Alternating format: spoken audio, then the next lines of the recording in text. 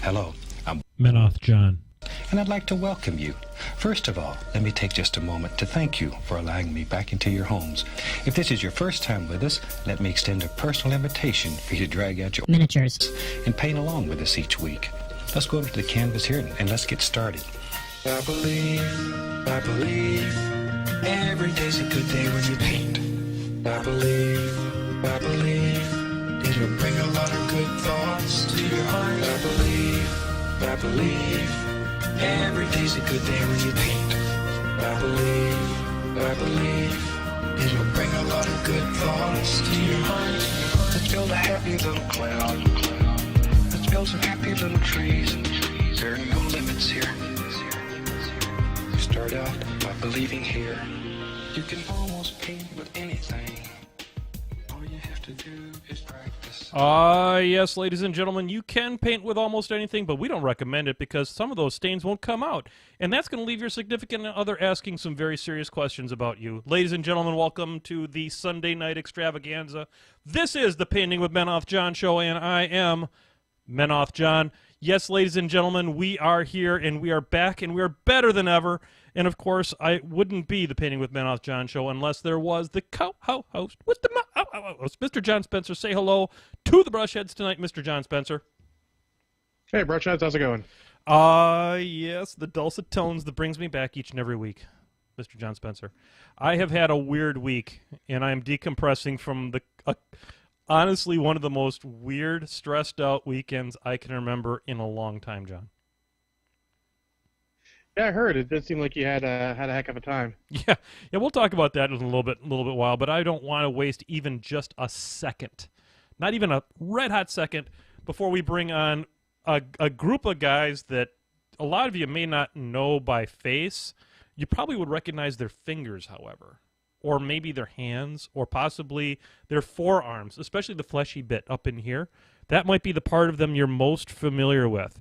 And I'm going to bring them on right now. We have with us from Advanced Maneuvers, we have Solus, otherwise known as Sheridan. We have Polar Bear Cub, also known as Tony. And we have Gaston, otherwise known as Herman in his real life. Ladies and gentlemen, Advanced Maneuvers, say hello to the Brushheads, folks. Hey, guys. How's it going? Outstanding. I'll tell you what, thank you guys for being on. For those of you who may not know what Advanced Maneuvers are, they're a video streaming show. They play their games. They do some amazing editing and some great graphics and things like that. They get way more hits on the YouTubes than anything I've ever done.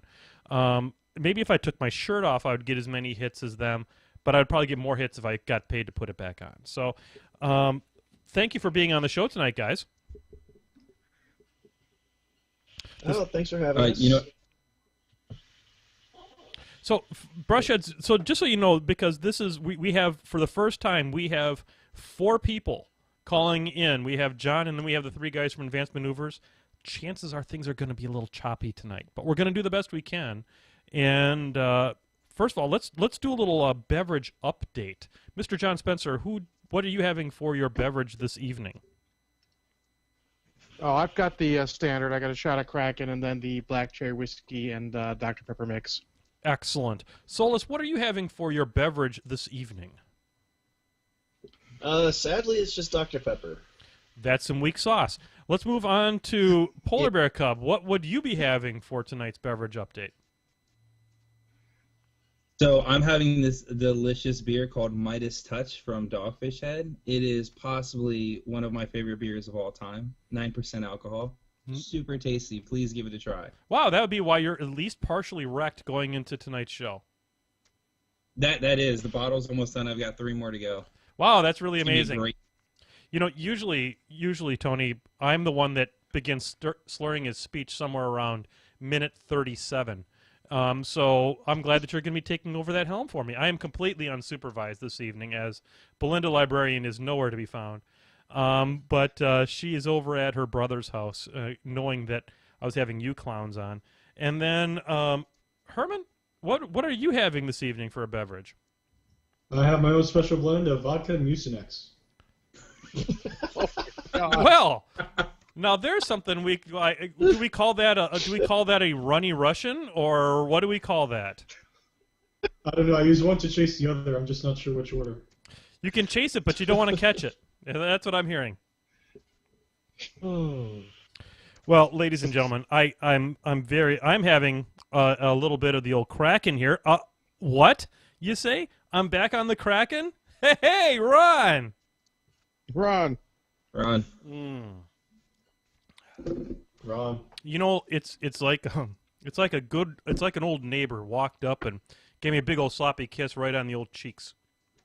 Right there. That's what that Kraken meant for me right there. I don't know what your drinks meant to you, but that's what that meant to me.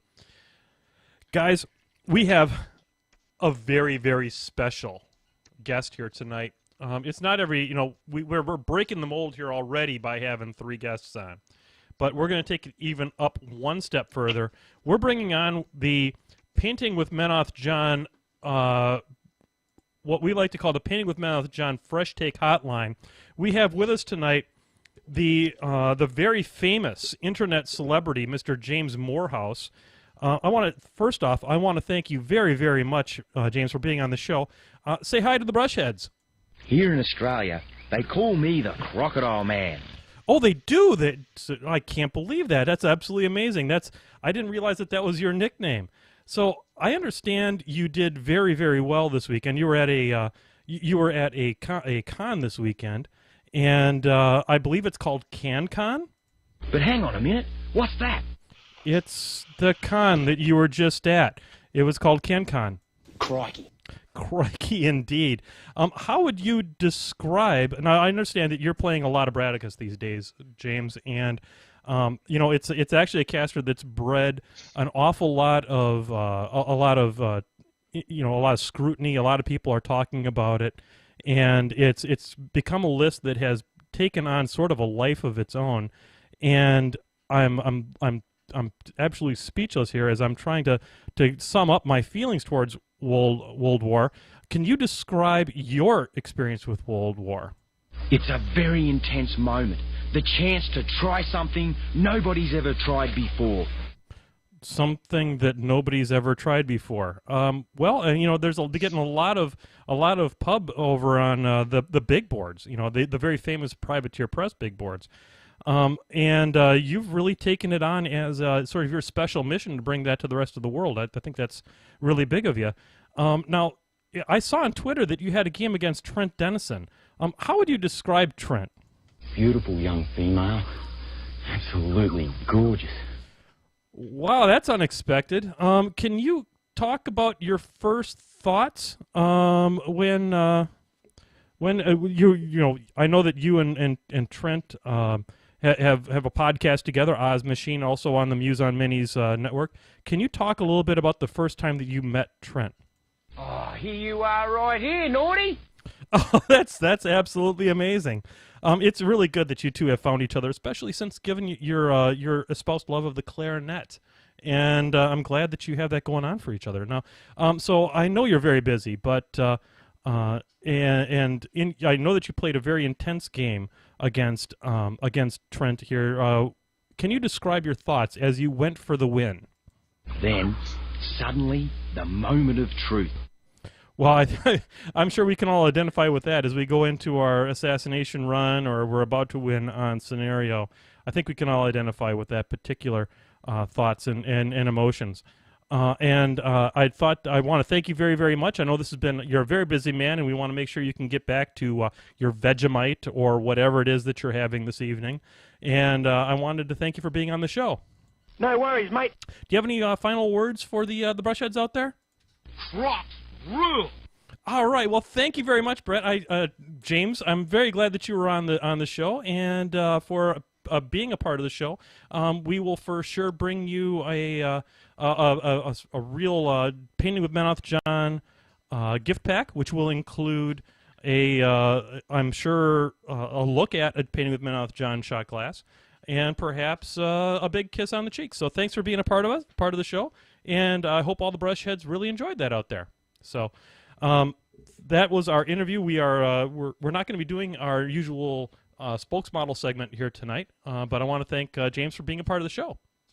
So, oh my, John, did you tune in for any of that interview? I caught a little bit. Okay. I caught a little bit. I can't wait to hear it again later off the recording. Okay, very good. I know, that's the tough part, guys. I apologize that with the way that the Fresh Take Hotline is set up here at Painting with Menoth John Studios, that our online guests, some of our most important people here who are actually a part of the show tonight, weren't able to experience that. But I feel like I wanted to thank James for being a part of the show. Someone's complaining that we didn't do a spokesmodel, John. Yeah, I saw. Okay. Mr. Barrett. Let me. Do you think we have time to do a spokesmodel while we're at it? Well, we got a short media section, so hit it. Okay. Well, ladies and gentlemen, sidling up to the mic here because we can't have disappointed brush heads. That's not what we're about. We have a very, very special guest here tonight who happened to be on the table already getting his little bucket of green stuff ready. Ladies and gentlemen, for Discount Games Incorporated in Greenleaf Terrain, I present the Blitzer. Hi, I'm a Blitzer. I don't really have a name yet because Menoth John hasn't named me yet. And as you can see, I am much bigger than you're used to seeing other spokesmodels. That's because Menoth John is experimenting with a new camera angle.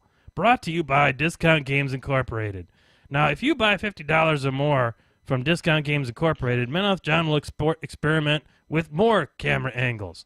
Maybe he'll have one pointing at his nose, which is far too big. Ha ha ha.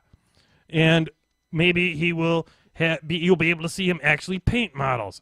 That's what he was thinking with this one. I don't think you'll be able to actually see anything, but good luck with all that. So if you need some sweet terrain for your table, if you're live streaming, like maybe Advanced Maneuvers might, you could try some Greenleaf Terrain. He's from Canada.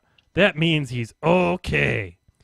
So Discount Games Incorporated and Greenleaf Terrain bring you this awesome show called Painting with Menoth John, and you ought to buy their stuff, or else Menoth John won't be on the air anymore, and nobody wants that. But you could go to Patreon, and then he'd stay on the air. But you should buy things from our sponsors because they're our sponsors. There. So Painting with Menoth John. So there you go. There's a word from our sponsor. And I want to thank Blitzer for being on the show tonight. And we're off to a rousing start. Indeed. Oh. I think the best thing that can happen to the show is I have a crappy weekend, and then I go and things get better like an hour and a half before the show starts. And then it's like my whole manic depression thing kicks in and everything's awesome. Well, you got a lot of positive feedback from the community on your negative weekend. They were all jumping to your defense and trying to make you feel better, which was good. And they did. And the love that was shown was absolutely I'm speechless. For those of you who are not Facebook friends with me, you missed a 320 post thread. After I basically put on as a subject, I had a bad day. And basically what boiled down to is I had a pretty negative play experience at a local game store related to a guy that thought that I was being mean to my child when I talked to my child, and pretty much he said, "No, Dad, you weren't being mean at all." And basically what it boiled down to is I think he had sour grapes in the fact that he got beat by a Berka list that was playing 5 points under because I forgot to put my Pyre Troll on the table.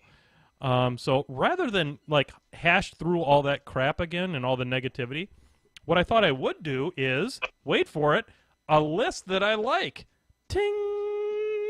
Okay, so I'm going to share with you guys a Berka list that I've been super impressed with and super happy with. So if you're a troll player out there, this is my list. I'm playing Berka, and I'm playing with him. His battle group is a Mountain King.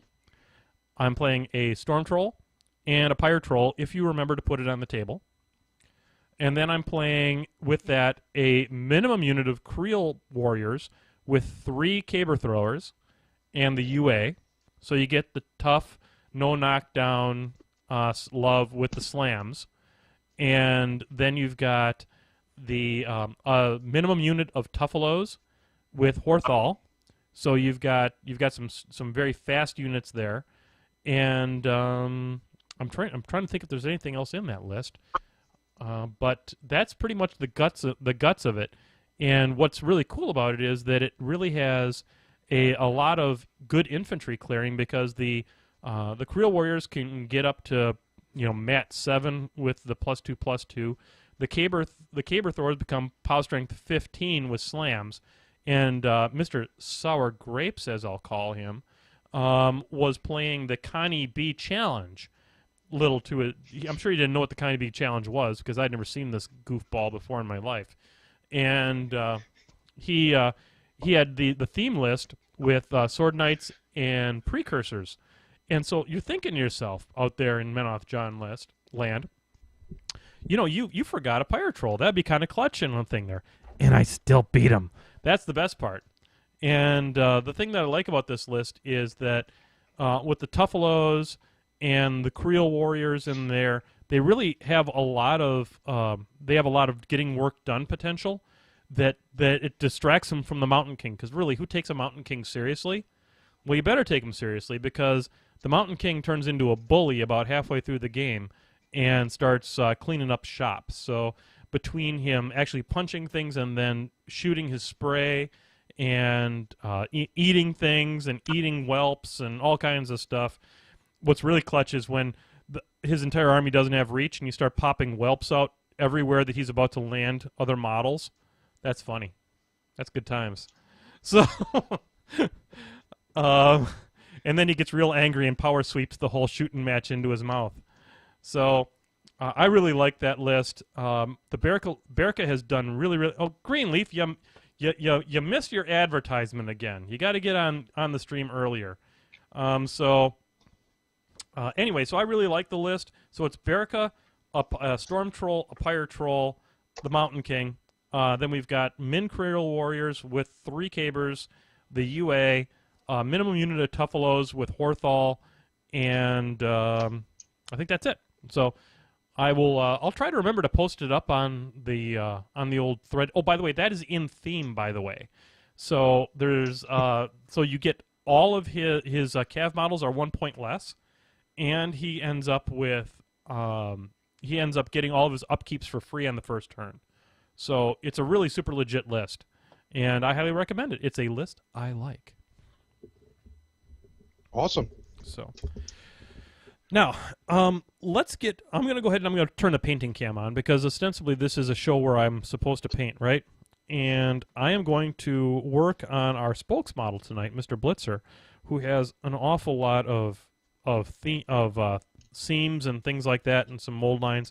I didn't put this model together, so I've got some cleanup work to do on it. But I would like to start off by.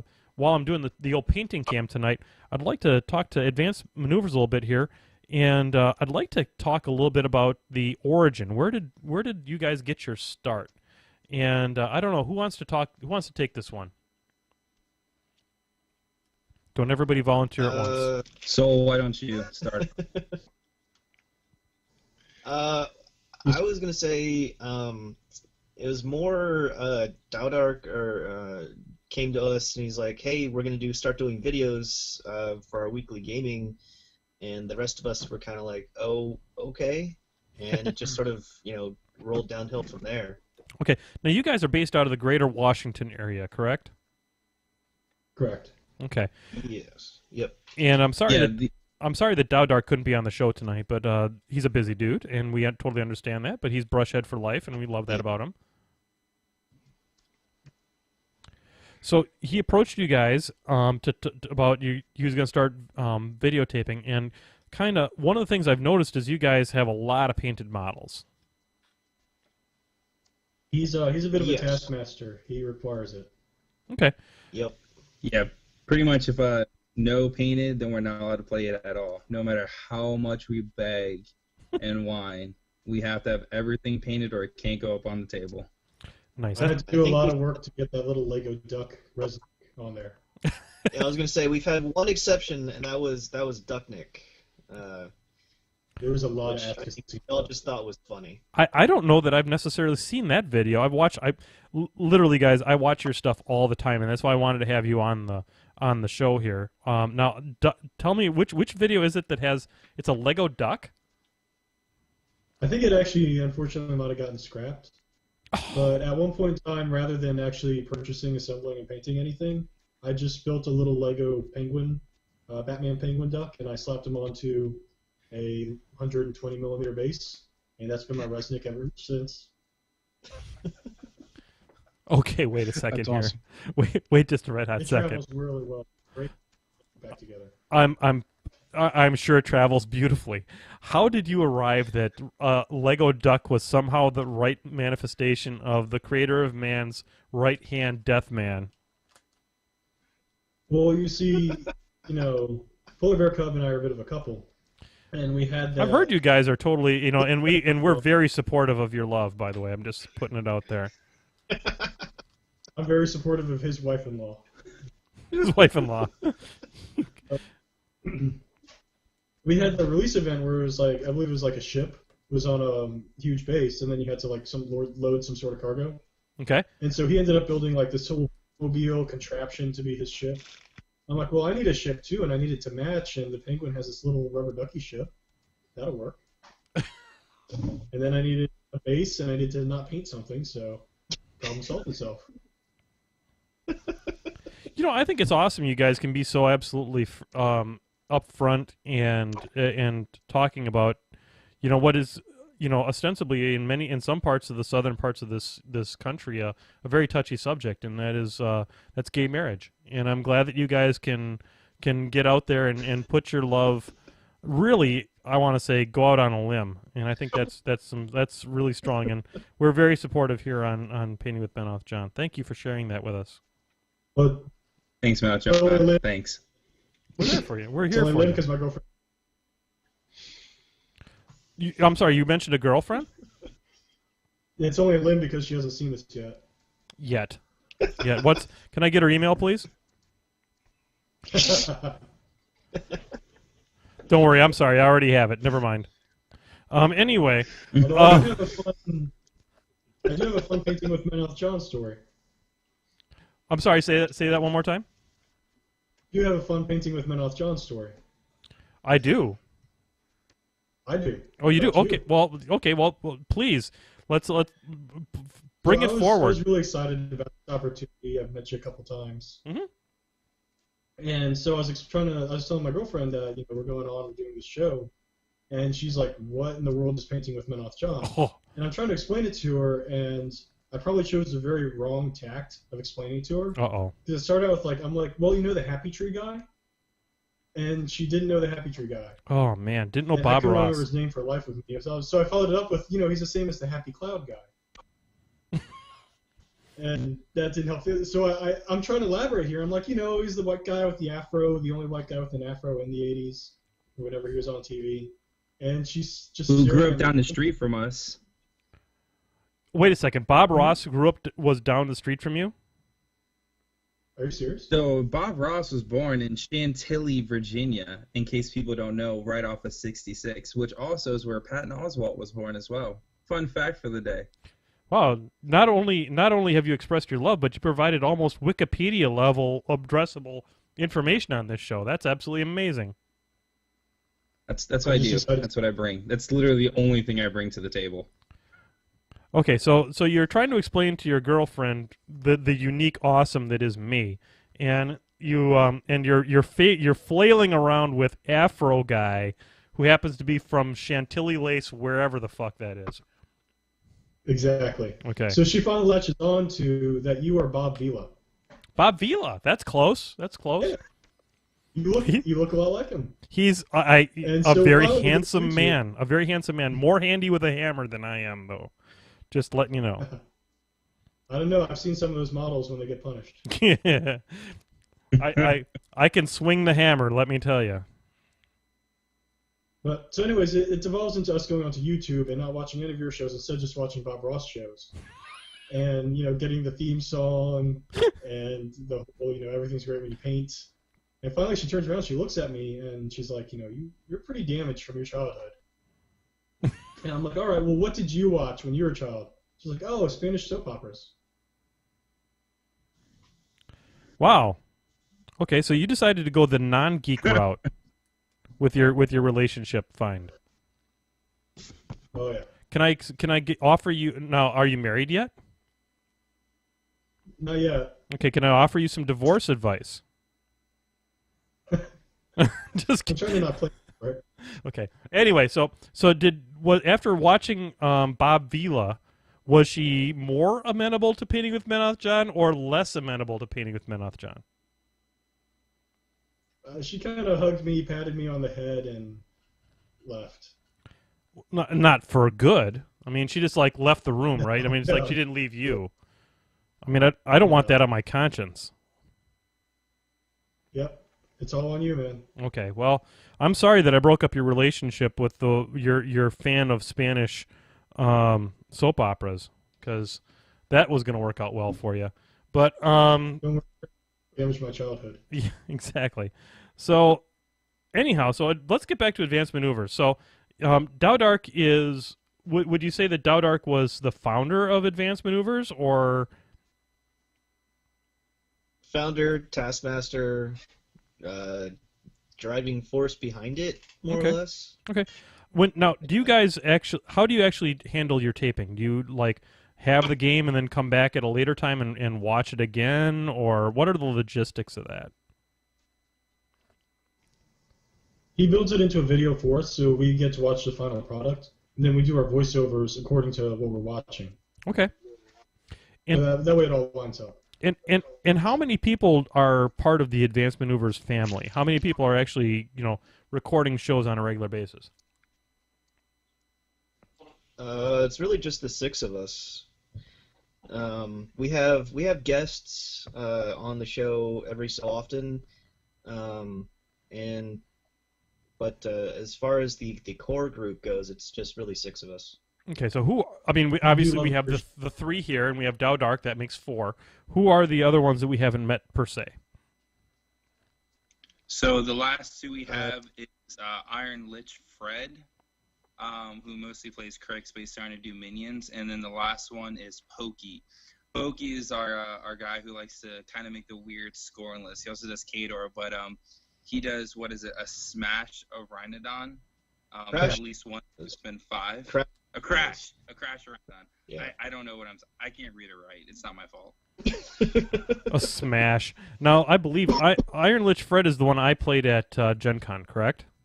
Yep, yeah, that's him. Yeah, he's pretty good. He's way better than I am. He's mean. Well, he's a nice guy. I got criticized on that video. Criticized on that video for being salty. That was Yeah. a comment, yeah. Yeah. I get criticized all the time, don't worry. I got criticized for telegraphing that I was going to lose next turn. There's 2 minutes left in the game, but I should not have told people that I should have backed up my model. That was the wrong call. Oh. Hey, that was a 5-long game. Honestly, guys, have you had any struggles whatsoever? I know that there are some in the streaming community that maybe take those comments more to heart than others. Have you guys had any struggles, as a personally, with the criticism that can sometimes come from the YouTube community? Let's start with you, Tony. You seem to give a damn less than most. You know what? Yeah, it's true. I'm a pretty bad player, so because it's really I don't get a whole lot of time to come out. I live furthest from the group, and just how my work schedule is, I just don't have the ability to really come out and play. So I tend to lose a lot, and I lose a lot to Gaston because that's really the main one I play against. That's pretty embarrassing, actually. It's really embarrassing. I blame it because Gaston's a terrible person, but that's besides the point. But no, I mean, me personally, I really don't care that much whenever, we get negative comments, I see them, I just try to brush them off. I mean, it's usually things like, I don't understand why you did that, or why did you kill box yourself 2 rounds in a row? I just tend to brush that off. Kill box yourself, dude? Did that actually happen to you? Yeah, I was Wow, you're playing terrible at this game. I am. So I was playing Sturgis, and I didn't get into the kill box. So I kill box myself once. So okay, whatever. I could still do pretty well in this game. And, Sturgis did his thing, and then I teleported back into the kill box. So, yeah, that's what I do. Have you guys ever seen Sturgis on the table in an event? No. Not yet. Not yet. I'm pushing for it. Signar Sturgis seems like a pretty legit dude. I mean, he seems like he's got some game. I really like Signar Sturgis a lot. Granted, I haven't played Signar very much lately, but I think he is so awesome. But, as we already said earlier, I'm a pretty bad player, so. Well, that's okay, but does he make you happy? That's the key. I mean, I think that's something that we stress on this show maybe more than any on some other shows, perhaps, is that we try to make sure that we're playing stuff that's making us happy. That's why I love Berica. I mean, what the hell is Berica won? Nothing. But boy, is he a frickin' six-pack on 4 legs. That guy's rockin' fun. Do you have fun playing him? Yeah. I personally have so much fun whenever I play him. Billy just to bounce around and it's just so much fun. He looks so cool. I think the best part about Tony, I think the best part about you is your camera is angled right now, so we can literally see only from your nose up. That is so amazing. Let me. That's better. I mean, you just want to see up my nose? I don't know. I switched over to my phone. Well, obviously, you want us to see up your nose. I mean, that's kind of how things are rolling here tonight. I did scape it pretty well beforehand. That's important. We are highly supportive of happy poops and good scaping. You know, this is why I like you so much, John. Like I said, you like take off your shirt. Me, I just take off my pants. Oh, see, I just took my shirt off, but nobody can see it because I'm on the painting cam. Got me so excited there. My nipples were starting to get a little bit chafed from my shirt, so I had to take it off because talking to you guys got me that way. So, but I'm going to keep it on the painting cam here. And I'm sorry, Brushheads, but that's going to be extra. If you want to see that video, you're going to have to join Patreon. And pledge the $1. That's going to be a Patreon special. Yep, Patreon special, chafed nipples. So, the funniest part about this is I've had very little to drink, and I'm this buzzed up on life right now. Don't worry. I'm already halfway through my second beer. It's going to be a fun night. Oh, you're just a mess. Anyway, so... Talk to me a little bit now, Gaston. You were talking a little bit about some of the interesting things that advanced deployment has coming down the pipe. Yeah, one of the big comments that we've gotten a lot is people want to hear more explanation about our thoughts behind the game, our thoughts in list building. And so what we're trying to do is post TempleCon, because we're trying to get ready for that. But after TempleCon, we're trying to do sort of a video cast once a month, very similar to this, an honor review almost. Oh, where man. we sit down and we talk about games for that month and what people's list ideas were, strategies, mistakes, where they think it could be improved, maybe tweaks. Just to go a little more background insight into what's going on and what's on their mind. Well, that's a great idea. I mean, one of the things I really enjoy about this show is the fact that it's interactive. We've got the chat room. We've got the brush heads doing their thing out there, making brushy brushes on their models each and every week. And we have our brush head gallery. If you decide to ever use the word brush, by the way, on your show, you'll owe me $5 because I've trademarked it now. And but I think you guys going with a live stream is fabulous, and I think you'll enjoy it. And if you guys need any tips or anything like that on equipment or stuff like that, I'll be happy to help out because that is my job as the community podfather, is helping as many people as possible. Don't worry, we'll be back quite often. Awesome. Yep. This is a great hobby. You send pictures too. Yeah. This is a great hobby as far as doing this podcasting crap. I mean, it really is. It's brought me so many awesome people into your life, and at least 3 or 4 of them are you. So things are going along here. I mean, Privateer Press. No, shout out to Privateer Press. If you could add more mold lines in your plastics, that would be super amazing, and it would be great. That's why I love Convergence so much. Oh my God, no! You know what? I was gonna buy a Convergence army until I heard about Convergence, and then I didn't. So I had Faulty. Faulty brought me the first couple of models back from Lock and Load the first year they came out, and I was so happy, and I saw the mold lines, and I was so sad. So I gave him the Dow Dark to paint. Faulty is I've known Faulty in the community probably almost longer than anybody else. I mean, Chris Miller and Faulty are probably about the same vintage as far as folks I know from the national meta, and he is a legit guy. And those frickin' Crocs of his, holy cow! They're amazing. For those of you who don't know, he did I I don't know what his name is for them, but they're gentleman Crocs. They're all in top hats and stuff like that. They're just beautiful. Those are awesome. They're just so beautiful. They really are. They're like one of my favorite models I've seen. It's just the monocles, man. That's what does it. They're just so great. Yep. For those of you who are wondering what the hell I'm doing here with this green stuff, as I do like to insert the occasional tip, is along with the tools that I'm using, which are essentially like dental tools almost, I'm using a little bit of saliva and then using my finger on the green stuff because I like to finger my green stuff a little bit and give it a little bit of moistness. And everybody loves the word fingering and moist when used in the same sentence.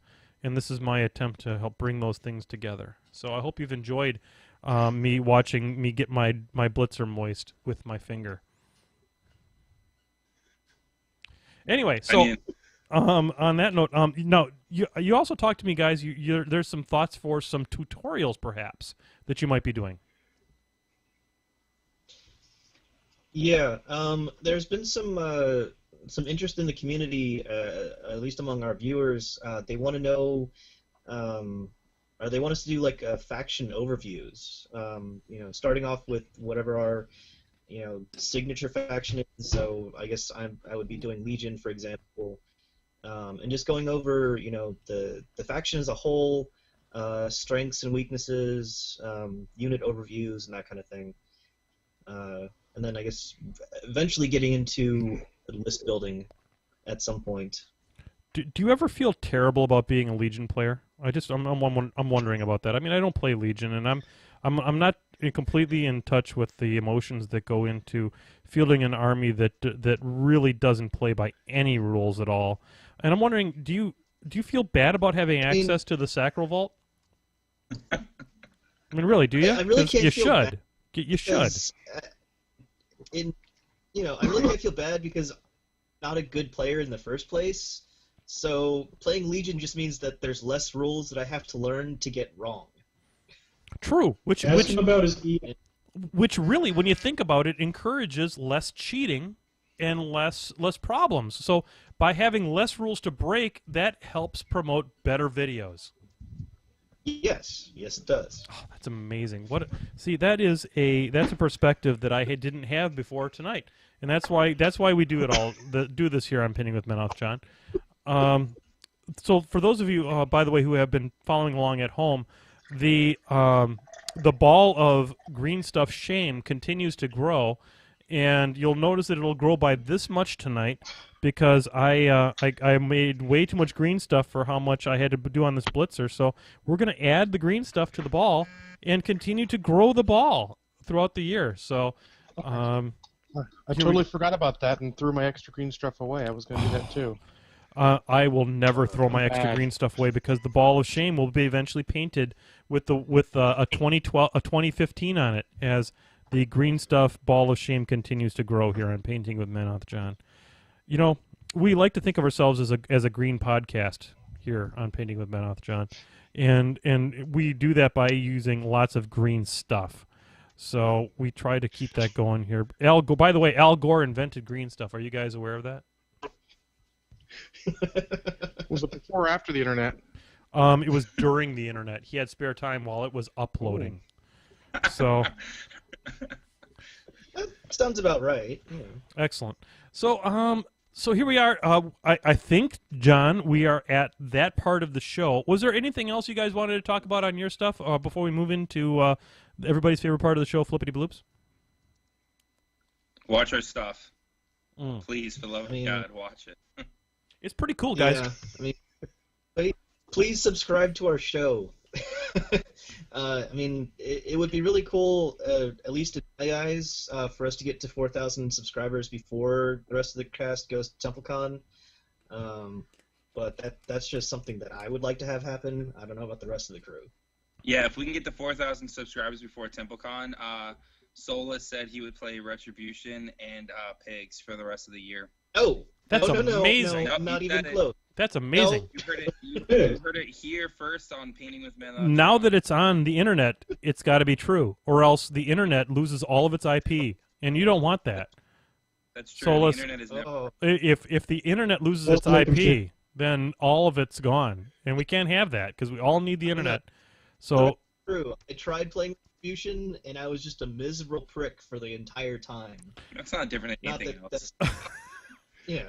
I feel your pain, by the way. I would rather poke my Ghibli bits with this particular tool than play Retribution ever again. They're a miserable piece of shit faction. So there you go. Except for John. John knows how to play him, which I don't understand. He's like a savant. But he's not an idiot, because he's the co-host with the host. So, as we move on to our Flippity Bloops tonight, and gentlemen, by the way, you will be contributing to tonight's Flippity Bloops, whether you like it or not, and we will call on you. So, on behalf of Advanced Maneuvers and Painting with Menoth, John, hey, Ron. Ron. It's a pretty good episode, guys. We're kind of rocking it. Indeed, it's been amazing. I'm going to call this episode, though, I'm going to call it Advanced Maneuvers with Will Pagani, just to get the hit count up. Nice. I mean, that works. Not like anybody knows who we are, so. I'm actually going to do that, I think. I think I'm just going to put, everything's going to be with Will Pagani, just to keep the hit count, because it was amazing this week. I did like 2 weeks worth of downloads in like a day, because I had Will Pagani on last week. Nice. All right, so I'm gonna get an impaler. This is, by the way, is impaler number 7, and it's getting closer. It's not done, but it's getting closer. So, flippity bloop. All right, the first is from Mike Bond, professional troll. Love that guy. And he said he feels like we need some extra positivity going because of your bad weekend. So he's got the happy troll hat on. Hot damn. And his first one is, what one or two things make you happiest in life? Or another way of putting it, what one or two things always make you feel happy no matter what? Okay, I'm gonna take this in two different directions. I'm gonna take the first direction in a serious note. Probably the three things that make me happiest in life are Belinda and my two boys, and that is seriously the things that make me the happiest in life right now. And going from where I was, and a lot of you guys didn't necessarily know me back in the day when I was going through all the hell that was my life back before moving, with the divorces and all that kind of crap. But the Belinda has revolutionized my life, and my boys are the most amazing kids and are super sweet and fun and love playing board games and stuff like that. And they're absolutely tremendous. And you can tell by the tone of my voice that I'm the worst father ever. So there you go. What about you? Let's start with Sheridan. What is it that you think is makes you happiest? And you don't have to be as serious as I was. I honestly have. I mean, the last couple of years I haven't really had a whole lot of personal time, so I honestly don't know. Have you ever been happy, Sheridan? Christ have mercy! This shouldn't be this difficult. But he plays Legion. I'm gonna go with He's never happy. Jesus. Okay, next person. Exactly. You fail. You fail. Moving on to Tony. What? Jesus. This was supposed to be a softball question, guys. Okay, this was the warm-up. This is going to be a rough flippity bloops, folks. What about you? God. What makes you happy besides 9% alcohol beer, Tony? Besides 9% alcohol beer, I'm gonna go pretty much the same route as you. The thing that makes me most happy is pretty much my wife. She's freaking awesome. She was totally telling me that last night too. That makes me pretty happy. Yeah, your wife was telling me that last night, by the way. Anyway, so what about you, Herman? What makes you happiest in life? Well, obviously family first, but to pick two things from wargaming, I'd say it's beating people with pigs and then swapping from pigs to protectorate. Nice. Okay, John, what do you think? What makes you happiest in life? Honestly, just hanging out with my buds at the game store. That's good. That always brings a smile to my face. You got great meta, too. I mean, you got some really great guys in your area. Yeah, we got 40 people for a journeyman, so nothing to complain about there. And your store is legit. So I was lucky enough to get the chance to be there and play with you guys, and I look forward to the next time I get to York, to coming down and seeing you guys again. Looking forward to it too. So there's some positivity for you there, Bonzi. Flippity bloop. His part 2 is, so now that the Brushhead Nation has grown to 600 people, how do we implement the dastardly plan to take over the world? Well, first off, we contact North Korea, and we get a hold of their hackers. And I put that in quotation marks because we now know that all the hackers were pretty much Sony. And we get all the PS4s, and we do a denial of service to chain attack. And we try to overload the chain attack servers so that everybody has to download Painting with Benoth John, or we redirect all of them to Painting with Benoth John. And then we would take over everything, and it would be amazing. So what do you think, John? What do you think we should do as far as take over from the Painting with Benoth John nation? I honestly don't know. 600 people? I think we should just troll all the government officials till they do the right thing and step down. Nice. That is, by the way, that is a nonpartisan view. That is both Democrat and Republican. Get the hell up on out of here.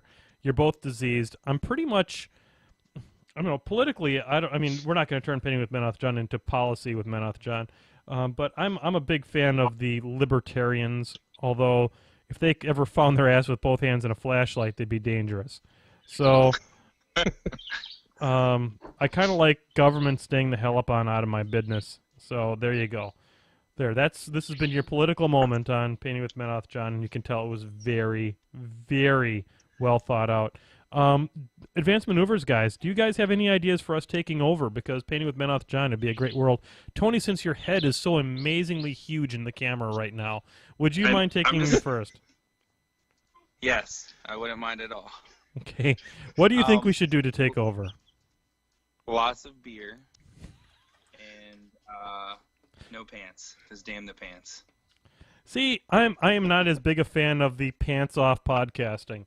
While I know that it's been very successful for Lost Hemisphere after I left, I'm just, I got to keep the pants on because nobody wants all that up in their camera. Let me just tell you what. Anyway, so how about you, Solus? What do you think as far as the Painting with Benoth John Brushhead Nation?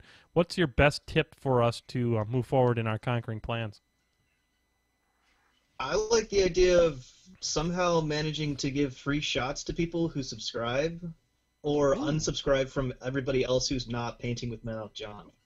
Oh, I like that idea.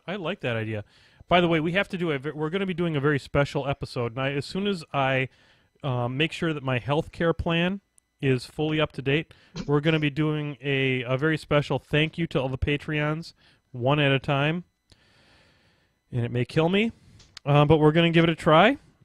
And I want to thank all the Patreons who have joined, and we will mention you by name. And I will be contacting each of you as far as what you would like me to read on air for a thank you for the Patreon. So, and we will release that as a Painting with Benoth John special. Benoth John reads your Patreon thank yous. So, but I will only do that for people who have subscribed to the show via Patreon. So, this ought to be bad. Anyway.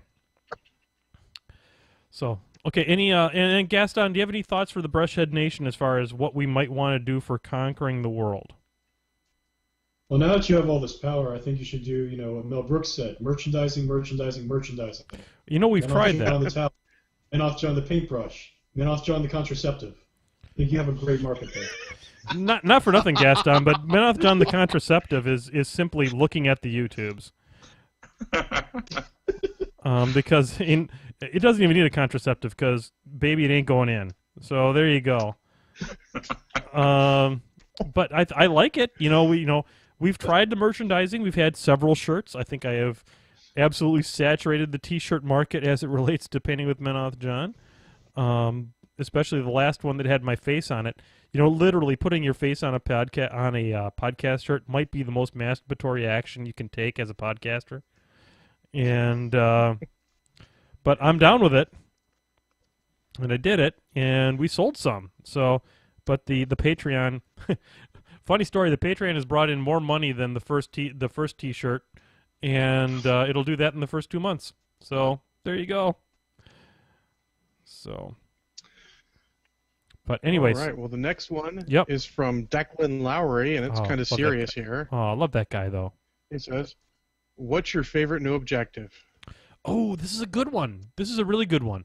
I like this one because before my game went completely higgledy-piggledy at the game store, that's a technical term, by the way, higgledy-piggledy, from the guy that shall go down as Mr. Happy Pants, as far as I'm concerned in my list.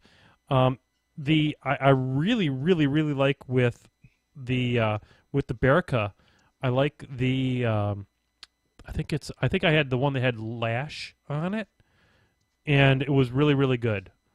That was really a fun one. I saw the one that gives girded used to very good effect by one of the people from my local LGS, and he had some low armor guys that then by putting himself in contact with that objective, because everything's more centrally located now, he was able to protect them from blast damage from Adjudicator. And I thought that was good tech on that one. But I would say my top two objectives are probably the one that gives Lash, that I can put my Warcaster on and have it not fall over and die, and also the one that Arcane Wonder. I think that one's pretty good too. So what do you think about that one, Solus? Do you have any ideas on that one? I liked the one with Lash for Epic Abbey especially, and then the majority of the other casters, at least for Legion, like the one with Fuel or whichever one gives free charges. Yeah, it's almost like living with Epic Abbey all the damn time. Yes, it is fantastic.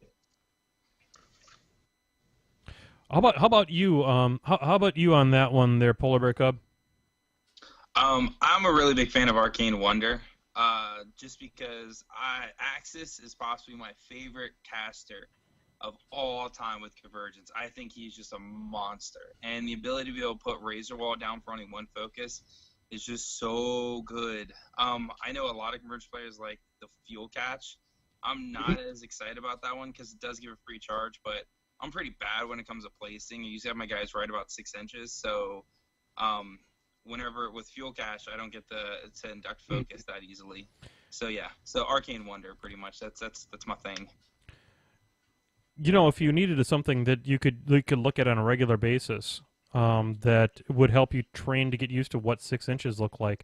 I understand Gaston might have a picture he could send you. I need an adult. Just keep over measuring. You're not gonna find one here. This is my favorite show of all time since the last show that I had that was my favorite of all time. Oh my god. You have to keep smacking him. He's a harbinger. Gaston, what do you think about what's your favorite objective? Well, I like to pick an objective per caster, but I play Testament a lot. That's fairly important because you have to do that in SR 2015. Absolutely. So I'm going to break breaks a little bit. I'm going to like the objective that lets you pawn the shots off onto your other warrior models. Mm-hmm. So that way I can keep it alive, deny you points, and bring it back next turn. Yeah. Mr. Happy Pants tried that in my game, that he decided to impugn my fatherhood stuff, and I just found another way to get rid of the model. But it worked up. That is a good one, though. I really like that one. You know, the other one I really like is the light artillery one, because light artillery, the biggest problem with it is the lack of boost, and having an objective that gives you that ability so reliably is a good one too. I think all of them are really good. Let me just be honest about that. I think PP and the design team have done an amazing job in 2015 with adding that little extra wrinkle to the Steamroller packet, and I look forward to playing Steamroller very casually this year. But those objectives are super sweet and super fun. I'm very excited for the artillery one with knocking on heaven's door with P. Resnick. Yep. I think some advanced sunburst cannons would be good. Yeah, turns out the sunburst, the sunburst delivery crews were already among the most underrated models in Protectorate, and that thing just turns them up to 11. Bring it with the Vessel of Judgment. They can even move and shoot. Oh. All right, so I'm having dirty thoughts in the naughty parts of my mind. So let's move on to the next flippity bloop. All right. Well, the next one is also from Declan Lowry. He says, "What's the best horror film you've seen lately?" Okay, honestly, I don't watch horror because life is scary enough already. And so I'm going to pass off to... Let's start with Gaston this time. John, we missed you on the last question. John, what was your favorite one? Well, I'm playing Circle right now, so obviously it's Fuel. Okay, obviously. Because some of those Warbees charging for free is super fun. Yep. Nobody likes Circle. Fucking hate Circle. I love John, though. Mosar, for Christ's sakes. Mosar! Okay, Mosar's fine. You're not like Mosar. You're still a bad person. It's guilt by association. Anyway, I mean, James Moorhouse. I mean, let's be honest here. But it was super cool he dialed into the show on the Painting with Ben Off John Fresh take, whatever I called it. So He's anyway, really chipper for having just lost his game too. I know, right? He was very chipper. I don't pay attention. Anyway, so I should have asked him why he choked it off at the end, but I didn't. Yeah, just like that. Exactly like that. It sounded just like that in his game. So John, I'm sorry. What was the next one? I lost track of focus. The best horror movie you've seen. Yeah, I already ducked that one. Let's go to Gaston on that one. I'd probably have to go with an older one called The Orphanage by Guillermo del Toro. Ooh. It's just one where there's a lot of reasonable explanations for everything at the end. It all wraps up, but it's creepy the whole way through. Love Guillermo del Toro. Love that guy. He's amazing. Yep. What about you? What about you there, Solus? I haven't actually watched the horror film in months, if not years. So yeah. I honestly have no idea. That's totally legit. I don't watch them either. They scare me. So I don't like that shit. I don't like being scared. I've been married twice.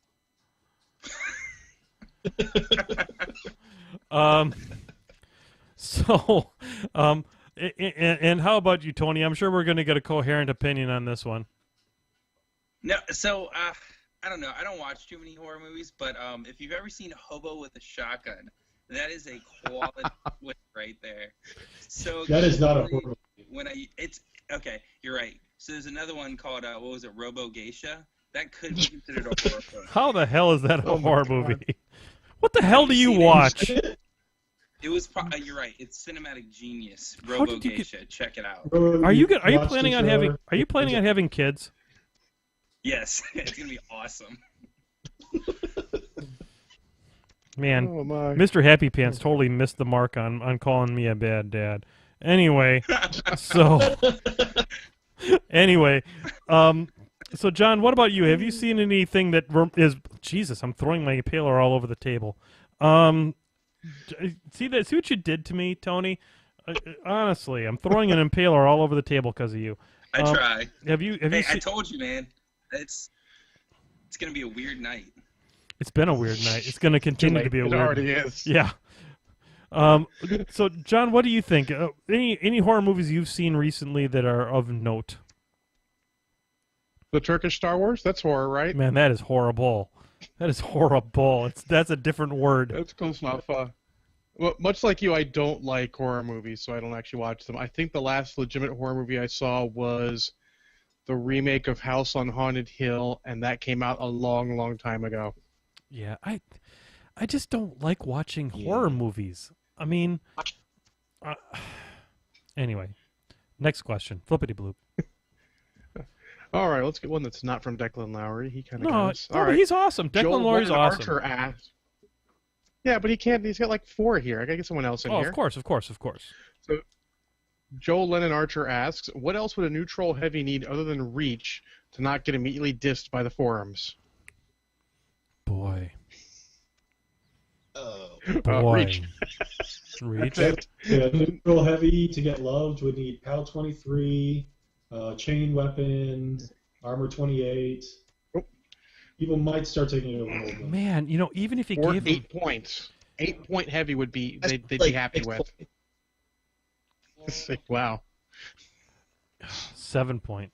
What more do God, reach is so necessary, and not as an animus. I finally understand what Chad from Muse on Minis was talking about.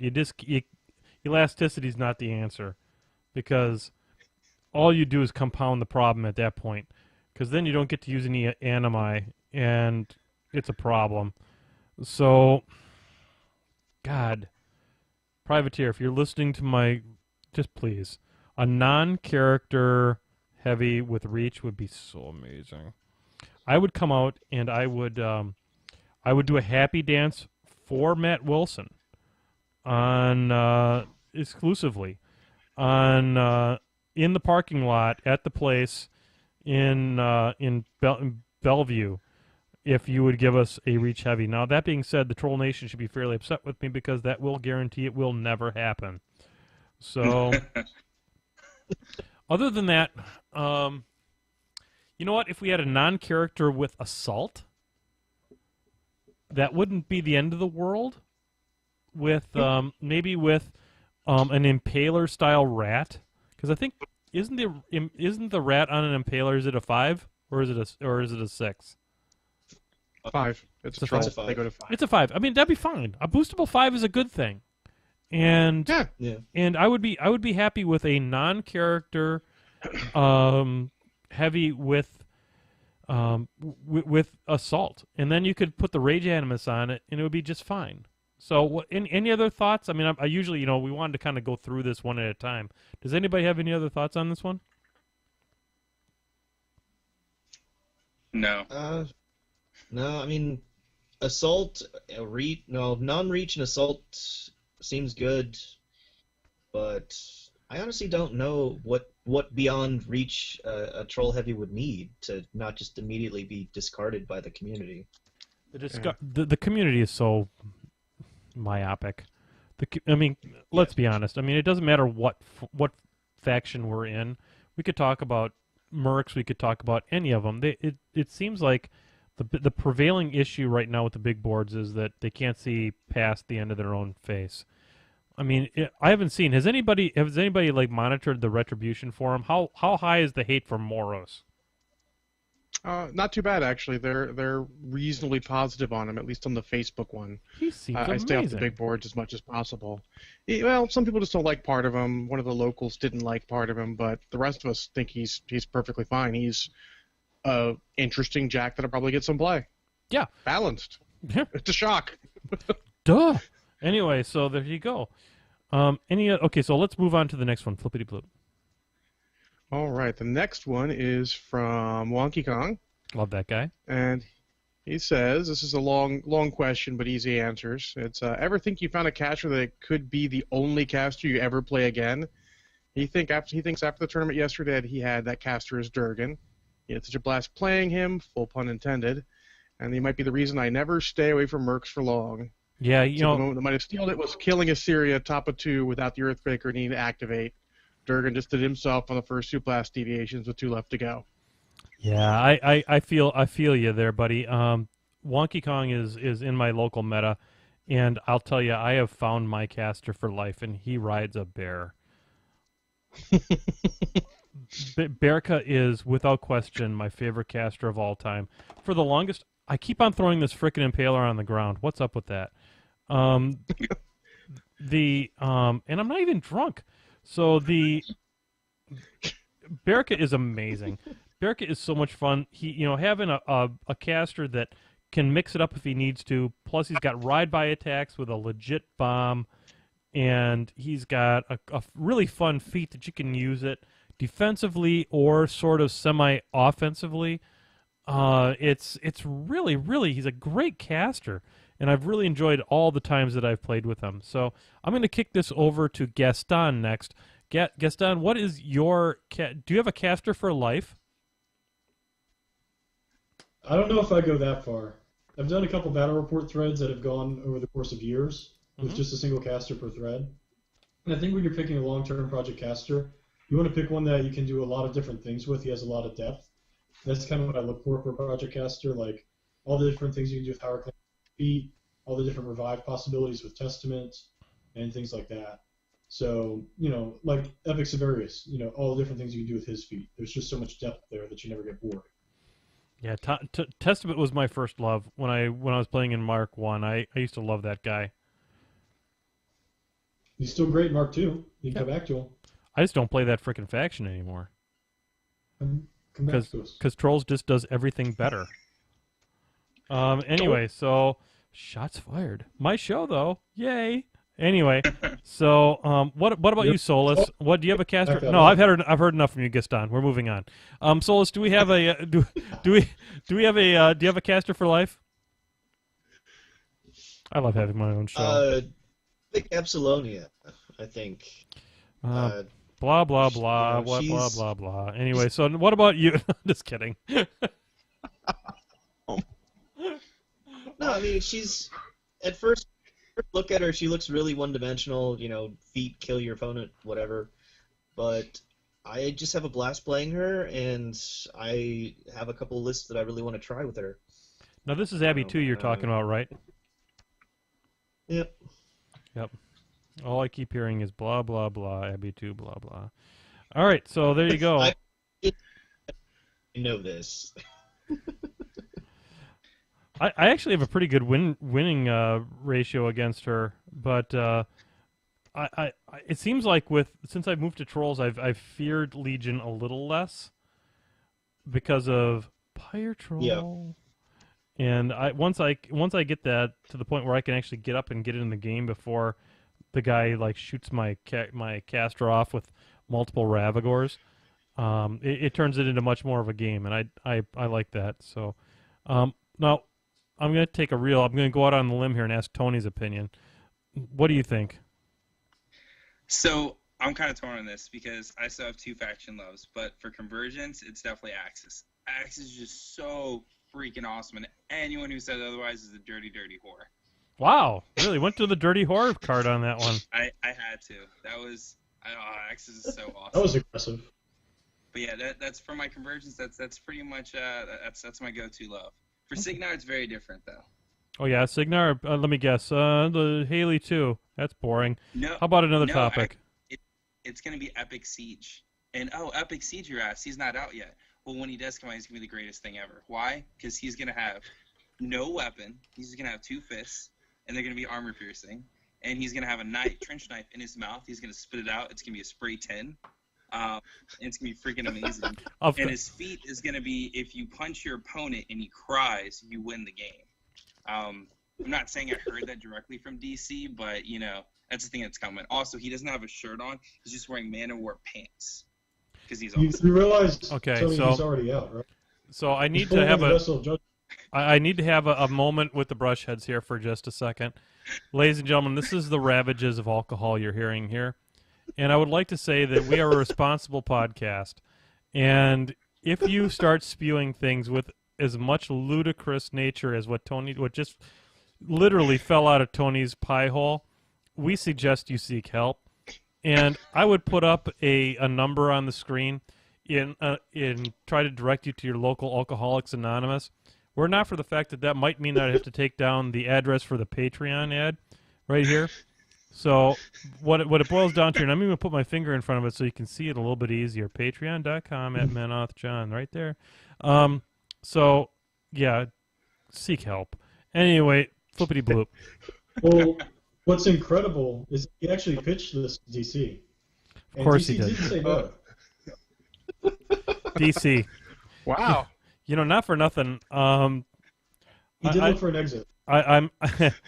I've had the luxury and the privilege of playing Rock Band with DC, and he is I can only imagine how that particular conversation went with that gentleman. So yeah, Siege is probably going to be unplayable trash given the fact that you pitched that at him. Right. So mine is obviously Durgan for all the same reasons Wonky Kong likes him. He's super awesome. Next. Perfect. Well, that was boring. Anyway, so all right. So next. What do you want? No, that's fine. Do we have more, or we have a brief media section we want to go through? But we can go on 1 or 2 more. We've got more. Okay, let's do one or two Okay. more. I'll get some from the chat room here. Banian asks, do you think the Vanguard points from the active duty roster are worth not including LeConte in a Convergence of Cyrus pair? Nope. I'm going to go the same. Oh. I mean, LeConte's just too good to not have as one of the two casters. He kind of offers everything, and you really can't fill that void without a LeConte, I feel. What about, does anybody else I will agree, but yeah, not because LeConte's so awesome, because Convergence has so little variation. It's not worth it. The specialists aren't as good because they don't have as many options. If they had more options, maybe, but not with such a limited bench, so to speak. That makes sense. Yeah, I was really sad when I realized that you couldn't go out of theme with it, because I had a sweet Axis tier 4, gonna switch out to a non-Axis theme, and then I found out you couldn't, and I was just sad. Oh man, it was so cool until I had to follow the rules. I know. Screw rules. It needs rules. I'm a PG. You're a PG. Well, that explains why I got kicked out of the program. So next we have Hiradu asking, what are some tips to keep motivating while painting? He says he finds he paints for 2 weeks and it's like pulling teeth to get back into it. I suggest painting with Menoth John. Anyway, no, honestly, I believe that the things like the point per day challenge and stuff like that are very highly motivational. That they kind of set you an expectation, and it can build some internal pressure to kind of keep your eyes on the prize, so to speak. So I would highly recommend something like that. And what I try to do is for the podcast at least, is try to paint something different or bring something different to the show each week. And what is happening on my screen right now? Okay, there we go. No, it's Tony continuing to play with his camera, and that never happens. So anyway, so that'd be kind of my thoughts. What about you, Gaston? Do you have any thoughts on staying motivated for your painting? Well, I think the best thing that's ever helped me get up on my painting is actually my Netflix subscription. So, flip something on and then paint. But then also painting solos, because they're not units, they're done, it's quick, it's easy, you feel good about yourself. Yep. I think it took me like a year to paint my errants. So. Oh, errants. Jesus. Best thing I ever did was send those to the Sri Lankan sweatshop, let me tell you what. Oh, it was painful. And then I got a second unit. Oh. Also, Sri Lankan sweatshop. Yeah, I completely agree with that. The thing that I've done also that I should mention along those kind of lines is that along with painting the solos, you say, what I'll do is I will take a unit, a beast, and a solo, and that gives me some variety, so I can kind of break up the monotony of the unit with doing some solo work as well as doing a beast, and those kind of mix up the palette a little bit and make it a little bit easier to fight your way through it. What about anybody else have any tips on that? Okay. I mean, us having to be fully painted for the channel has really motivated me to get everything painted, because I have stuff that I like to play, and if it's not painted, I can't put it on the channel. And then I also try and, like you mix things up a little bit. I'm painting, I think, 2 or 3 different factions at the moment, so just variety helps. What about you, Solus? I was Solus. How about Polar Club? I'm sorry, I wasn't watching. I thought I was getting voices confused. Whatever.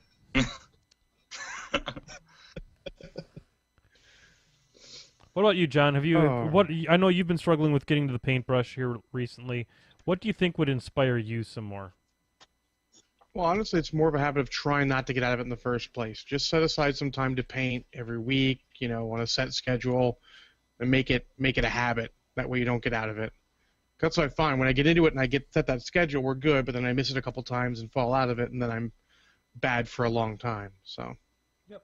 That's why I highly recommend the Brushheads continue to watch on Sunday night. This can be your Sunday night appointment painting, if you will, and joining the live stream. I know some people don't necessarily have the opportunity to join us on Sunday night, but if you can, join us. It's super fun. The chat room is awesome, and we have lots and lots of fun.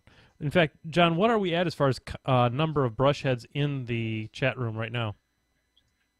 Currently 30. We topped out at about 31. That's nice. That's nice. I mean, that's a good solid night for us. That's about where we hang out these days. So very, very happy about that. Flippity bloop. Last one. All right, I got one last one, and this is for mostly you advanced maneuver guys out there. Declan Lowry asks, how many one-liners can you make with Dowdark?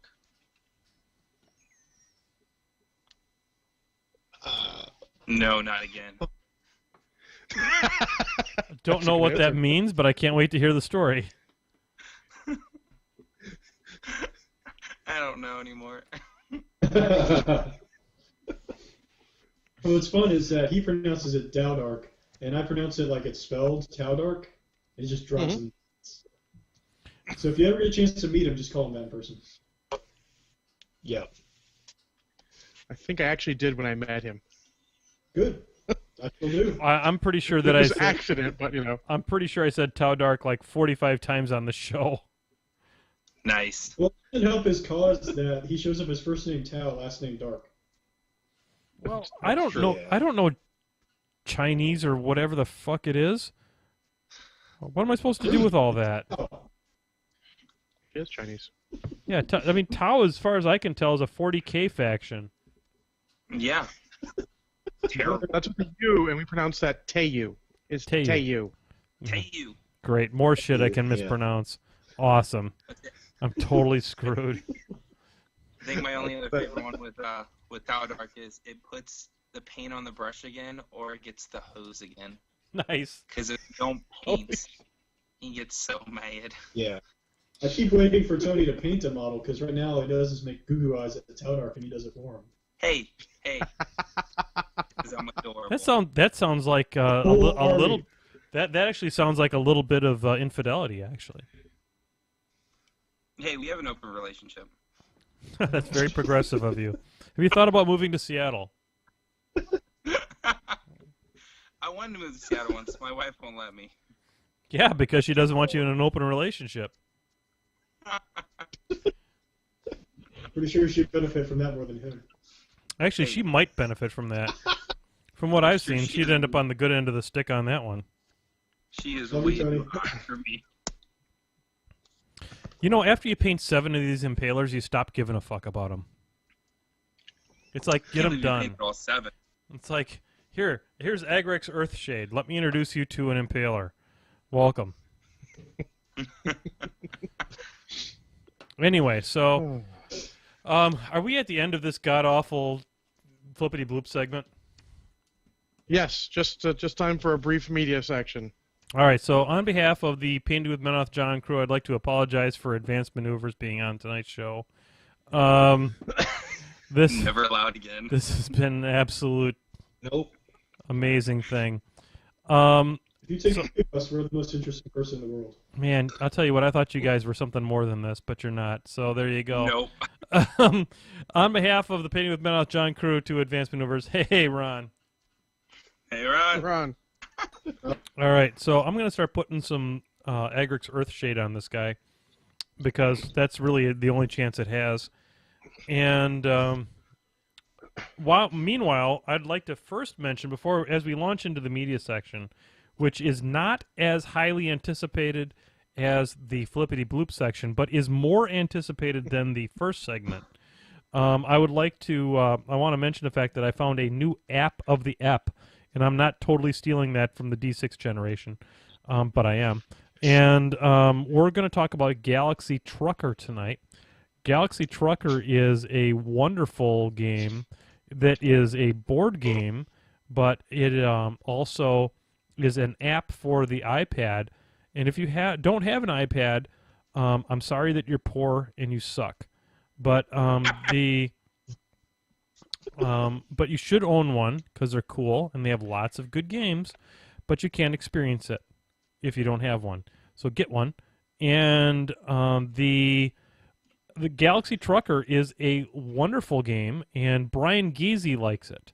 So if you like Brian Geezy from the Crippled System podcast, then you should get it, and then maybe you could play games with Brian.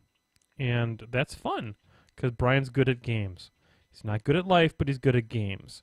So try Galaxy Trucker. That's my app of the app. John, do you have anything that you would like to add to that? Sure, I'll throw out. I watched one movie this week, Captain America: Winter Soldier. It kind of gets lost behind Guardians of the Galaxy since that was so much fun. Mm-hmm. But it really is a good movie. It's fantastic. 0 shots of Kraken. Love That's that pretty movie. obvious. Love that movie. Absolutely fantastic. Yeah. Watched it with Belinda Librarian and my son Jacob. Have not watched it with Troll Chuck yet, as I am a terrible father, as was highlighted earlier this weekend. I'm a terrible father, so I did not show it to him yet, but I will, and I will try to be a better father by showing him the Winter Soldier. And it really does show off, I guess, what I would call maybe the one big glaring weakness of the Guardians of the Galaxy when you see them in short order behind each other, is that unfortunately Gamora is not a very in-depth female character. No, true. And Black Widow very much is. I think they have a chance of developing Gamora more, though, in the second movie. Well, you're right. This is the third movie that Black Widow's been in. I mean, how introducing was she in the first movie? Not so much. Exactly. So that'll be good. So there you go. 0 shots of Kraken. Excellent. You know what? I don't know what I would do if it wasn't for Agrix Earthshade.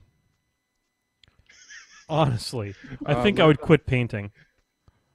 No, we would do flat colors and be happy with it because, hey, flat colors are a thing.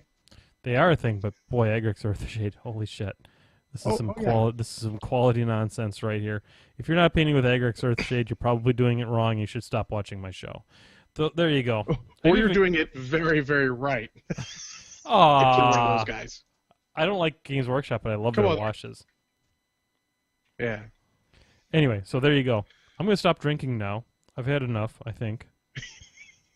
So you're not the only one. Yep. So, anyhow, so Winter Soldier. You've heard about Space Trucker. Now, I heard there was a new comedy that was released this year called American Sniper, and one of you clowns watched it.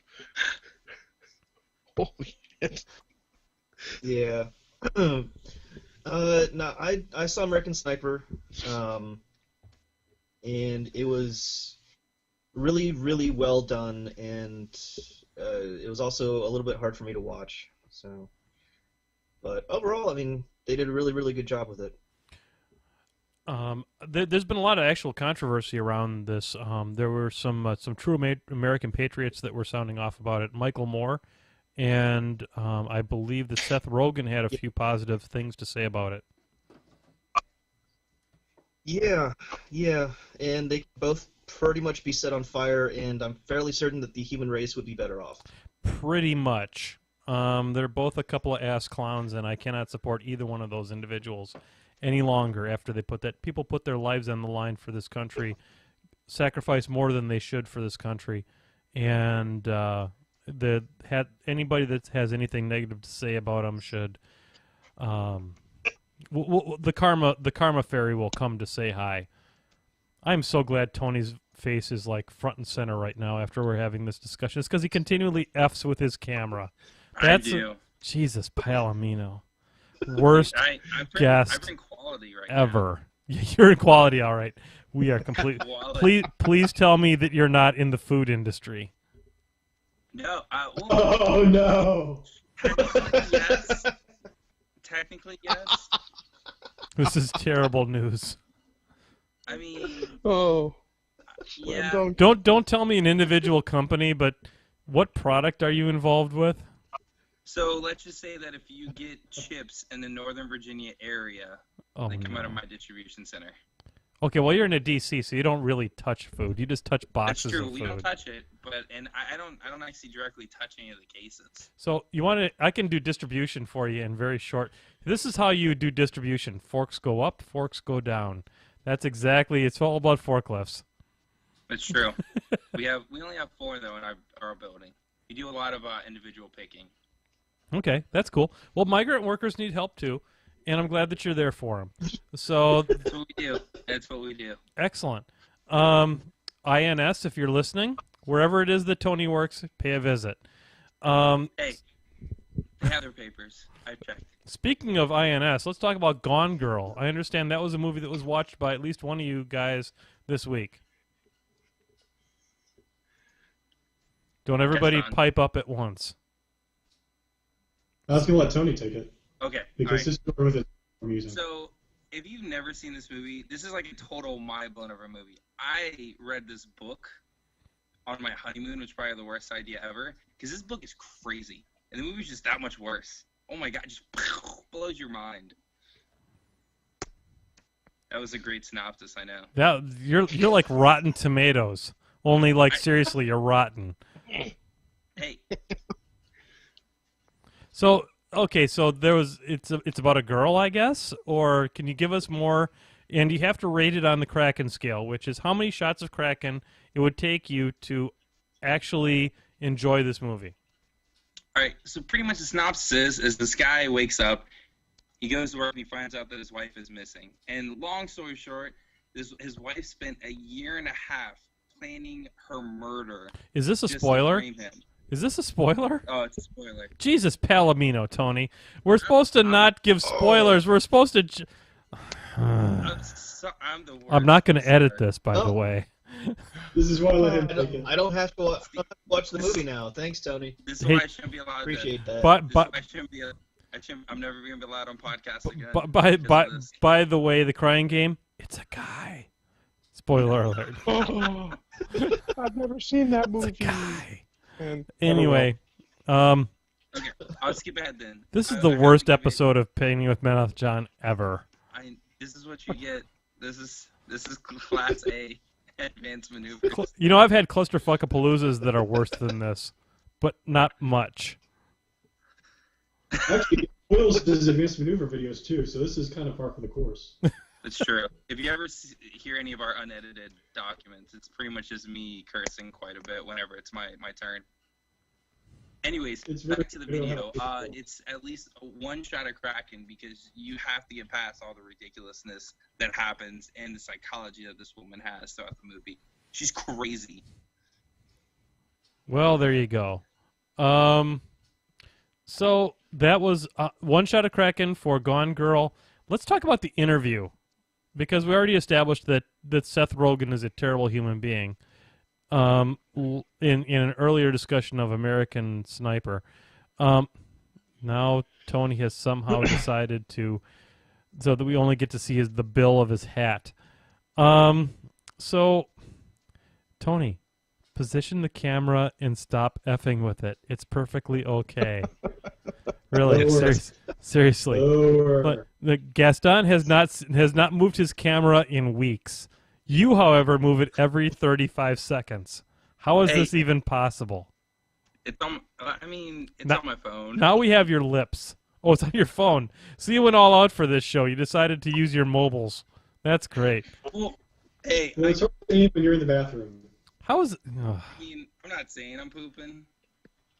I'm not. I promise I'm not. If you have a closet in your shitter, then you have a problem. And we can all see your closet, okay? Nobody wants their clothes getting the feces all over it. So, John, how else do you store your toilet paper? You gotta have a lot of. Not in a closet. I mean, I'm full of shit. Let's not get that wrong. But I don't keep it in a closet. I've got a vanity. I put it underneath the vanity. And wait till you guys. You're all gonna wish you were at Casa John once I move to the new home of Painting with Menoth John. That place is frickin' swinging. I've got room in the basement for 4 tables. It's going to be amazing. John Con 2015. It's coming. We're there. So, man, I don't have room for. It's got a bar in the basement. It's got a bar. Oh. It's amazing. Anyway, so the last thing that we're going to talk about is the interview. Somebody saw the interview. Who was it? While all these fools are watching classic movies, I was watching the interview. Okay. Mostly out of curiosity. Yeah. Okay, so you line the pockets of two asshats. What was it good? Was it at least funny?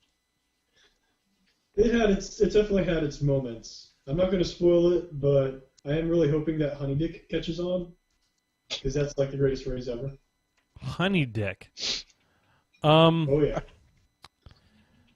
I could Well, give context, but where's the fun in that? I'm not sure that I want people driving off the road right now, and so I'm a little afraid of broaching the subject. But can you summarize Honey Dick in maybe a sentence or two? Well, it's, if you're familiar with the honey pot, it's where the spies use a super hot chick to seduce you to get what they want. This one, they're just using a dude, and in the movie, dude don't do that. Well, I can see why Vietnam wanted to, or whatever country it was, North Korea, Vietnam, whatever. Vietnam. Oh my God. There's a lot of honey dicking in the movie. My public school education is coming to the forefront now. Kim Jong-un, whatever his name is, wanted to blow the shit out of our country for this movie. Also pot use. Anyway, Well, I don't know how many shots it takes to get an Irish guy drunk, but it would be that number.